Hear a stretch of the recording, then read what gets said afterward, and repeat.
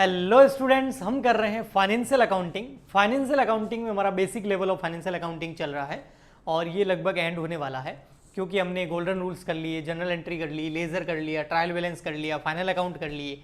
अब हम final account with adjustment कर रहे हैं। आपको यहाँ पर हैंडिंग दिख रही होगी ना, फाइनल अकाउंट विथ एडजस्टमेंट, यानी कि ट्रेडिंग पीनल बैलेंस शीट बनाना है, लेकिन उसके अंदर कुछ एडजस्टमेंट भी करने होते हैं। वो जो एडजस्टमेंट है वो 9 तरीके की हैं। ये बेसिक लेवल की एडजस्टमेंट है, एडवांस लेवल के नहीं है, लेकिन ये 9 जो एडजस्टमेंट है ये फाइनल अकाउंट में आते ही आते हैं। इसमें फर्स्ट है आउटस्टैंडिंग एक्सपेंस, सेकंड है प्रीपेड एक्सपेंस, थर्ड है accrued income, earned income, depreciation, provision for bad debts, provision for discount on debtor, managerial remuneration and interest on capital. अब हम इसे करेंगे, बट इसे हम आज के लेक्चर में सब नहीं कर सकते। आज के लेक्चर में शुरू के 4 करवाऊंगा मैं, फिर आने वाले लेक्चर्स के अंदर हम आगे के भी करेंगे। तो शुरू के 4 करते हैं, तो आइए देखते हैं कौन कौन से हैं वो। तो इसमें फर्स्ट जो है वो आता है आउटस्टैंडिंग एक्सपेंसेस। तो आइए आउटस्टैंडिंग एक्सपेंस को अच्छे से समझते हैं, ठीक है। और इसमें मैं आपको ये भी बताऊंगा कि इसको फाइनल अकाउंट में कहाँ शो किया जाता है, ठीक है। तो देखिए, हम समझेंगे सबसे पहले कि आउटस्टैंडिंग एक्सपेंसेस होते क्या है। स्टैंडिंग एक्सपेंसेस क्या होते हैं, उसके बाद हम फाइनल अकाउंट बनाते टाइम आउटस्टैंडिंग एक्सपेंसेस की क्या जनरल एंट्री करते हैं, और फिर हम समझेंगे इसको फाइनल अकाउंट में इसका ट्रीटमेंट क्या होता है, यानी कि पीएनएल में, ट्रेडिंग में या बैलेंस शीट में इसको कहाँ शो करना होता है। तो सबसे पहले आप देखिए इसकी डेफिनेशन, या इसको समझिए कि ये होता क्या है। आउटस्टैंडिंग एक्सपेंस यानी कि ऐसा एक्सपेंस, एक बार में सुनिए, वर्ड्स पे ध्यान दीजिए, मेरे शब्दों पे ध्यान दीजिए, सीधा यहाँ पर बैठ जाएगा, कभी फिर रटना नहीं पड़ेगा। आउटस्टैंडिंग एक्सपेंसेस वो एक्सपेंसेस होते हैं, वो खर्चे होते हैं जो होते तो करंट ईयर के हैं, बट उनका अभी तक पेमेंट नहीं किया है।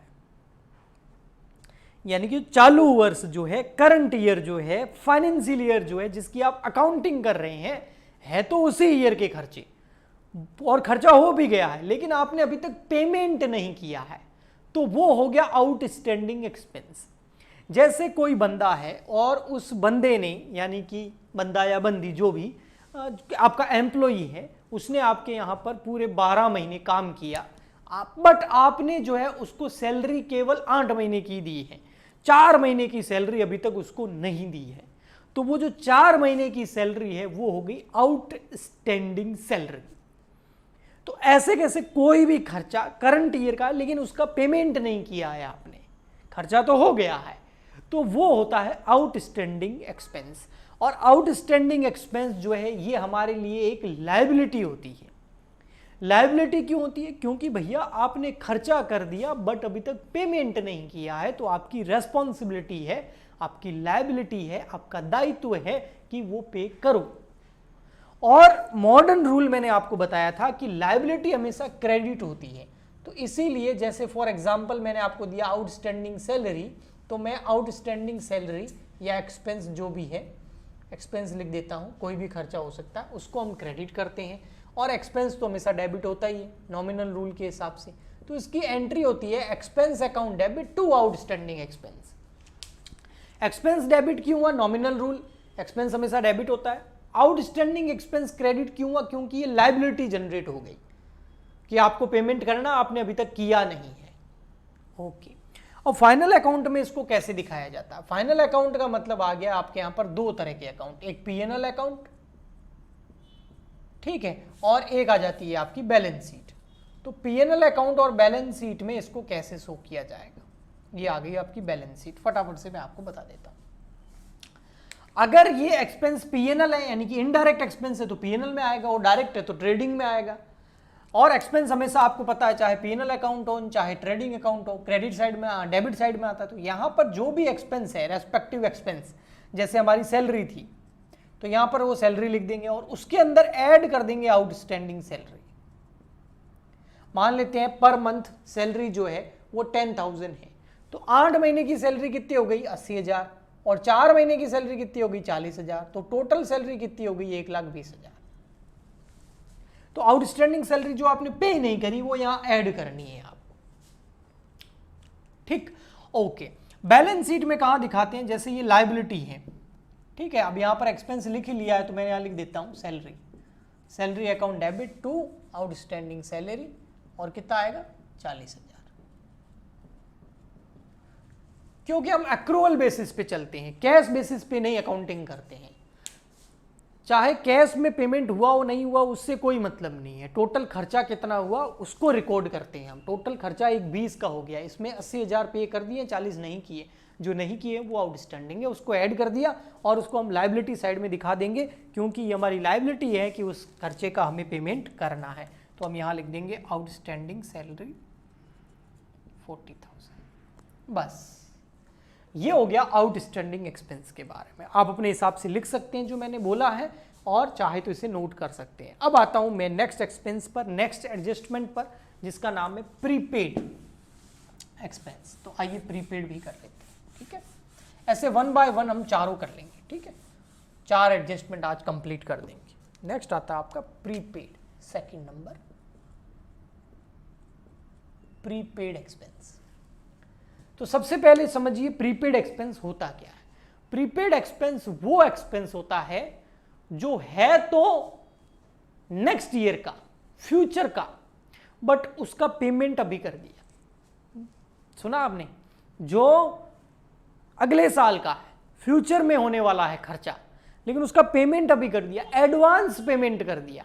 अगर आपने किसी खर्चे का एडवांस पेमेंट कर दिया, वो खर्चा करंट ईयर का नहीं है बट आपने एडवांस में पेमेंट कर दिया है, तो उसको बोलते हैं प्रीपेड एक्सपेंस।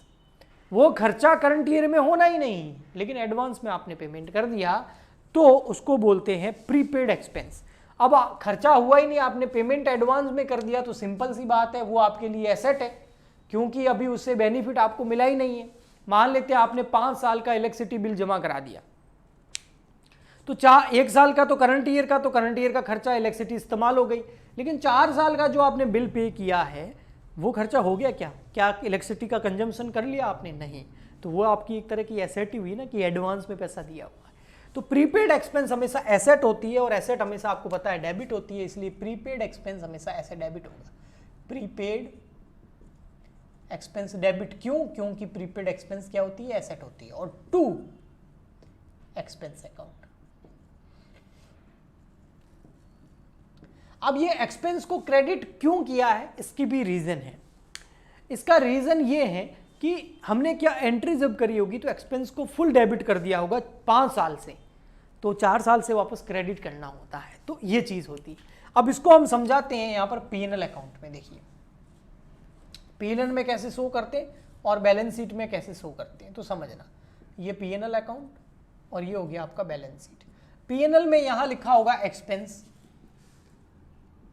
ठीक है, उसमें से प्रीपेड एक्सपेंस लेस कर दो। क्यों? क्योंकि वो करंट ईयर का एक्सपेंस नहीं है, तो उसको हटाओ, है ना। जो भी खर्चा होगा उसमें प्रीपेड लेस करना है। क्यों लेस करना है? करंट ईयर का है ही नहीं, और जो करंट ईयर का नहीं है, इस फाइनेंशियल ईयर का नहीं है, तो फिर उसको इस ईयर में हम कैसे लिख सकते हैं? तो उसको हटा देंगे। और ये हमारे लिए एसेट होती है, इसलिए हम इसको कहां दिखाएंगे? बैलेंस शीट में एसेट साइड में दिखाएंगे प्रीपेड एक्सपेंस।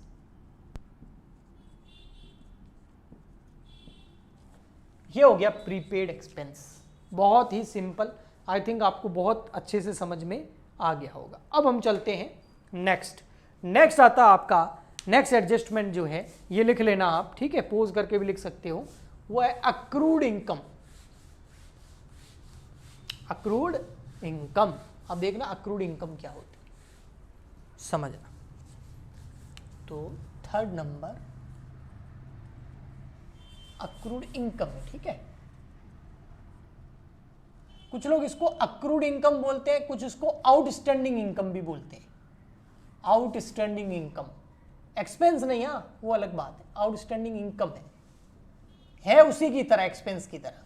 आउटस्टैंडिंग एक्सपेंस वो एक्सपेंस होता है जो करंट ईयर का है बट उसका पेमेंट नहीं किया। अक्रूड इनकम वो इनकम होती है, इसको समझना, अक्रूड इनकम वो इनकम है जो करंट ईयर की है। जैसे आउटस्टैंडिंग एक्सपेंस करंट ईयर का था, अक्रूड इनकम भी करंट ईयर की है। आउटस्टैंडिंग एक्सपेंस का पेमेंट नहीं किया था, अक्रूड इनकम अभी तक आपको मिली नहीं है, क्योंकि इनकम है ना तो पैसा आएगा, तो पैसा कमा तो लिया है लेकिन मिला नहीं, एक्रूड इनकम, आउटस्टैंडिंग इनकम। ऐसी कमाई जो करंट ईयर की है, इस फाइनेंशियल ईयर की है, जिसकी आप अकाउंटिंग कर रहे हो, बट उस फाइनेंशियल ईयर में वो आपको रिसीव नहीं हुई है अभी तक, अर्न कर ली, रिसीव नहीं हुई, कमा ली है, प्राप्त नहीं हुई।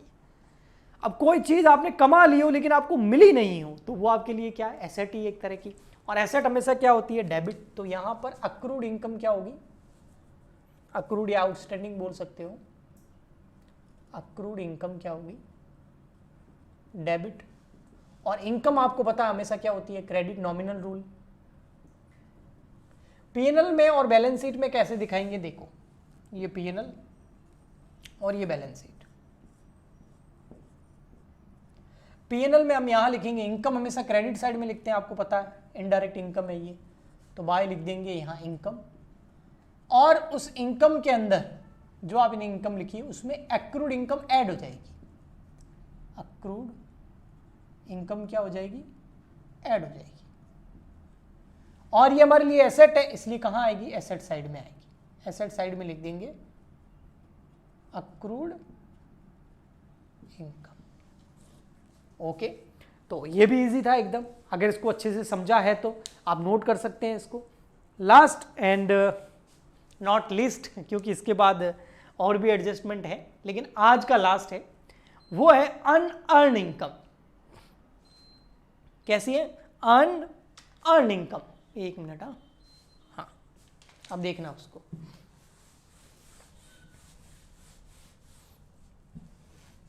वो भी इनकम है लेकिन कैसी है, अनअर्न। फोर्थ नंबर हमारा पॉइंट, अनअर्न इनकम। अब ये क्या होती है समझना, अनअर्न इनकम, ऐसी इनकम जो अभी तक अर्न नहीं करी है लेकिन रिसीव हो गई। एक्रूड में क्या था और इसमें क्या डिफरेंस है, थोड़ा सा समझना, हमेशा याद रहेगा। एक्रूड में क्या था, अर्न कर ली बट रिसीव नहीं करी, यहां क्या है, अर्न नहीं करी है लेकिन रिसीव कर ली है। एक्रूड में था कमा ली है लेकिन प्राप्त नहीं हुई, यहां क्या है, कमाई नहीं है अभी तक, एडवांस में मिल गई है, तो हमारी लायबिलिटी है, यानी कि कोई पैसा हमने कमाया नहीं है लेकिन प्राप्त हो गया है, सामने वाले का काम अभी करना बाकी है, तो उसको बोलते हैं अर्न इनकम। अर्न इनकम जो होती है ये हमारे लिए लायबिलिटी होती है, क्योंकि ये हमने कमाई नहीं है, एडवांस में मिली है, तो इट्स लायबिलिटी फॉर अस, सो हम लायबिलिटी को क्रेडिट करते हैं, तो यह इनकम अकाउंट हो जाएगा डेबिट, और अनअर्न इनकम हो जाएगी क्रेडिट। अब बैलेंस शीट में, पीएनएल में और बैलेंस शीट में कैसे दिखाएंगे, तो देखिए ये पीएनएल है। अब इनकम आपको पता है क्रेडिट साइड में आती है, तो पीएनएल के क्रेडिट में लिखेंगे बाय इनकम, और उस इनकम में से ये लेस करना है, इसलिए इनकम को डेबिट किया है, लेस, अर्न इनकम लेस होगी, क्योंकि ये करंट ईयर की है ही नहीं, बस मिल गई है, हटाओ इसको यहां से। ओके, और ये हमारे लिए क्या है, लायबिलिटी, तो इसको हम कहां दिखाएंगे, लायबिलिटी साइड में दिखाएंगे, क्योंकि एडवांस में पैसा मिल गया, अभी सामने वाले का काम हमने अभी तक किया ही नहीं है, हमने इनकम कमाई नहीं है, तो अर्न इनकम यहां दिखा देंगे। सो ये 4 पॉइंट हो गए। नेक्स्ट लेक्चर के अंदर हम आगे के कुछ पॉइंट्स करेंगे।